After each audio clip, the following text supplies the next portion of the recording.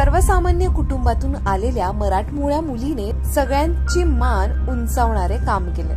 स्मिता दुर्गादास घुगे या 33 वर्षीय तरुणीने भारताच्या अमृत महोत्सवानिमित्त इतिहास घडवला। महाराष्ट्राची मराठी मुलगी पहिल्यांदा नऊवारी साडी नेसून तिने स्वतंत्र दिन हा रशिया येथे साजरा केला। स्मिता अतिशय सर्वसामान्य कुटुंबातील मुलगी। तिने उच्च शिक्षण घेतले आणि स्वतःच्या पायावर उभी राहिली, पण लग्नासाठी तिला येईल तो मुलगा नकार द्यायचा, कारण त्यांना पाहिजे तितका हुंडा तिच्या घरचे देऊ शकत नव्हते आणि स्मिताला तिच्या कमी असलेल्या उंचीमुळे नमती बाजू घ्यावी लागली। याचा मानसिक त्रास तिला झाला आणि मग पैशांनी नाही तर कर्तृत्वाने मोठे होण्याचे तिने ठरवले आणि त्या दिशेने पाऊल उचलायला सुरुवात केली। दिवस आणि रात्र काम करून तिने आपली ट्रेकिंगची आवड नमस्कार, मी स्मिता दुर्गादास घुगे, राहणार पुणे धनकवडी येथे। माझं वय आहे 33। माझं MSc कम्प्युटर सायन्स झालेलं आहे। त्याचबरोबर स्पॅनिश सर्टिफिकेशन आणि Spanish language diploma from Spain university. आता मी फ्रेंच सर्टिफिकेशन झाले, फ्रेंच डिप्लोमा मी आता लर्निंग आहे। मी मगरपट्टा आवाया ग्लोबल सर्व्हिसमध्ये मी सध्या जॉब करते। रशिया आणि युरोपमधलं सगळ्यात उंच शिखर आहे माउंट एल्ब्रुस, तर ते सर करण्याचा मी निर्णय घेतला। तर खरं तर युद्ध चालू आहे सध्या रशिया आणि युक्रेनमध्ये, तरीसुद्धा या पार्श्वभूमीवर एवढी संकट असून सुद्धा मी मनाची तयारी केली होती आणि जायचा निर्णय घेतला होता। खरं तर शिखर सर करण्यामागचा हेतू असा होता की माझी उंची कमी आहे, तर मी असा निर्णय घेतला होता की जगातली सगळ्यात उंच शिखर आपण सर करायची।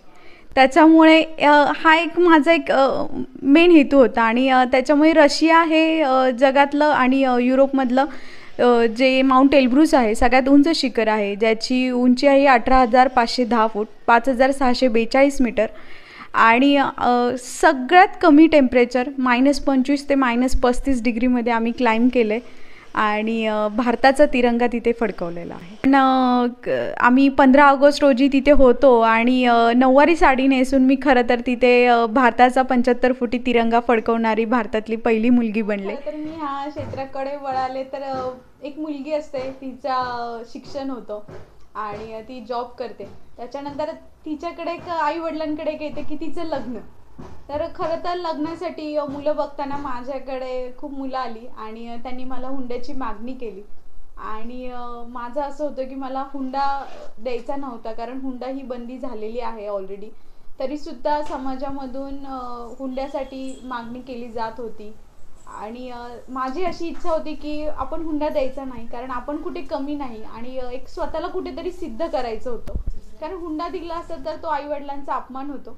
कारण एक मुलीला आईवडिलांनी खूप शिकवलेलं असतं, जॉब करत असते, ती मोठं केलेलं असतं लहानापासून आणि परत पैसे देऊन त्या मुलाच्या घरी पाठवणं हे मला कुठेतरी चुकीचं वाटत होतं। खरं तर मी लहानपणापासून मराठी शाळेमध्ये शिकलेली मुलगी आहे। मला या ठिकाणी कोणी स्पॉन्सर केलेलं नाहीये ट्रेकसाठी।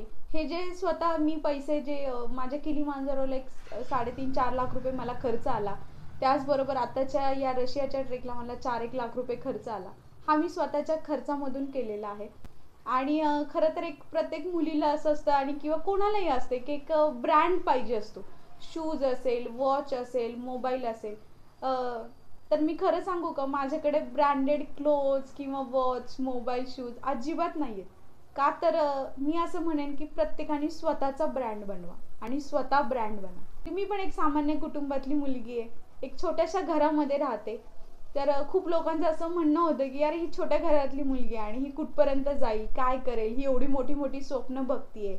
तर खरं तर आज ती स्वप्न मी स्वतः पूर्ण केलेली आहेत आणि आई वडिलांचे आशीर्वाद होते त्याच्यामुळे ही पूर्ण झाली।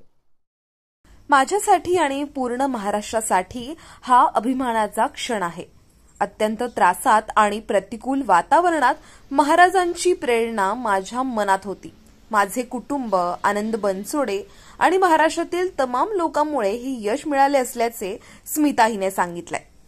पुण्याहून प्रियांका माळी, न्यूज 18 मराठी।